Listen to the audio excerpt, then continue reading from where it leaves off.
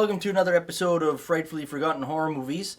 What are we drinking today, Adam? Today we are drinking Killer Kolsch from Outer Space. Nice. So if you want the recipe and a little history of what the brew is all about, click the link above our heads. Today we're going to bring to you a movie that I would say is quite forgotten. 1981's The Burning.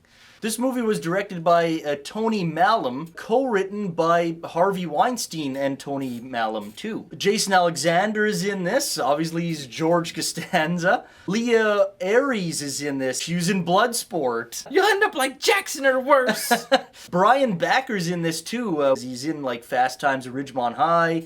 He's in Money Pit, just to mention a couple. The movie starts off with a very familiar setting in horror movies, that being a camp. A couple of kids are planning to play a prank on the camp caretaker, whose name is Cropsy.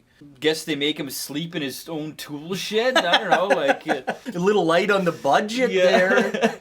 So they leave this gift for Cropsy. It's this kind of skull. And you kind of expect like fireworks or something, right? You expect something like that. Or some blowtorch in his face. But it's just the skull, and it's kind of like got candles in it or something to kind of illuminate it. Knocks it over and ends up setting his whole damn shed on fire. Bursts out of the door and he's on fire, and the stuntman who did it was pretty engulfed. The fire suit didn't look that heavy or anything either, sometimes right? it's really obvious, right? Yeah, the Halloween 2 fire suit at the end is pretty bad. Yeah. They actually show him going to the hospital. There's this orderly who paints a pretty good picture. This man is fucking cooked. Yeah, like a Big Mac. Some burger. Yeah. It's all flame broiled. Fast forward to 5 years later, and Cropsy's finally being released from the hospital. I see Cropsy wander around downtown for a bit. Well, he hasn't been out of the hospital for 5 years. So. He picks up a prostitute. She gets a look at what Cropsy looks like finally. She gets like super mortified. Yeah. And then he takes a pair of scissors and stabs her to death.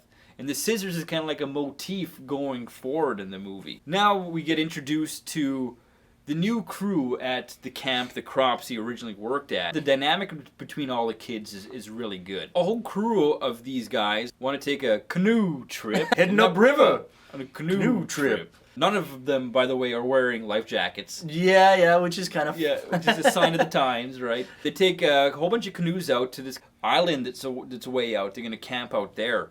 While they're at this island, one of the guys, he kind of has the hots for one of the girls that's there, eh? Finally, he talks her into going skinny dipping, grabbing her head and trying to kiss her and forcing it. So she gets pissed off. He's like, fine. Get the fuck out of my face! Yeah, like, holy shit, You're an man. asshole. When she gets back to the shore, her clothes are gone. There's pieces of her clothes, like a sock or something, and it leads a bit of a trail, and she kind of keeps picking these pieces up. It's Cropsy, and he just pops up out of nowhere, slits her throat with these shears. The next day, all of the canoes are gone. The counselors that's leading this, he kind of puts together a bunch of kids to build a raft. Like the Shitty raft. Shitty, rickety-ass raft. And you can tell clearly that they're going nowhere. Yeah, exactly. This raft in reality is not moving 1 inch. They're really struggling. Yeah, You can see on their faces, eh? You see one of the canoes. And as they get closer, we're going to see the body. We're going to see the dead girl, right? Boom! Right away, Cropsy pops up. He wipes out that whole raft of kids. Fucking brutal, man. And quick.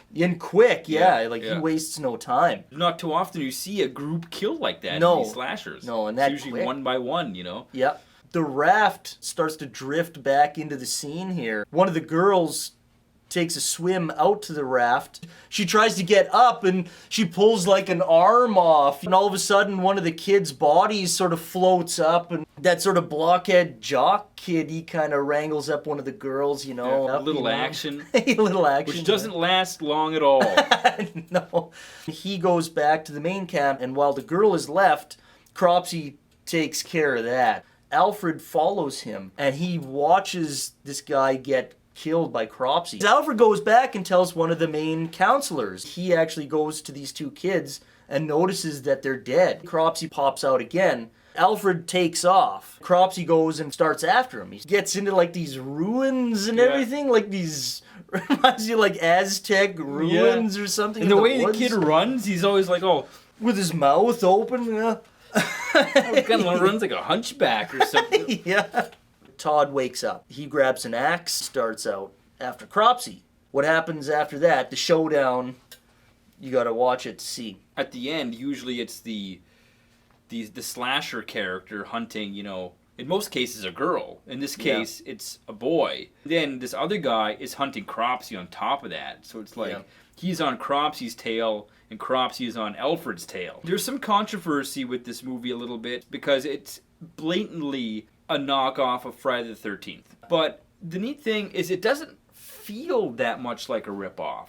Like, when you watch it, you kind of feel like you're watching something new, even though you're not. Apparently, the word is this was actually written before Friday the 13th was ever released. Yeah. So who knows if there's truth behind that, but that's the claim. The music for this movie is just as iconic as the movie itself, really. You know, it has its own theme. By Rick Wakeman, who's a famous prog keyboard player who was in Yes. This film is it's structured in a bit of a different way than the typical slasher too, right? Typical slasher, you know, the guy kills somebody and then you always see that kill, right? The kill is always set up somehow, you know, laying or swinging or like in Halloween or whatever.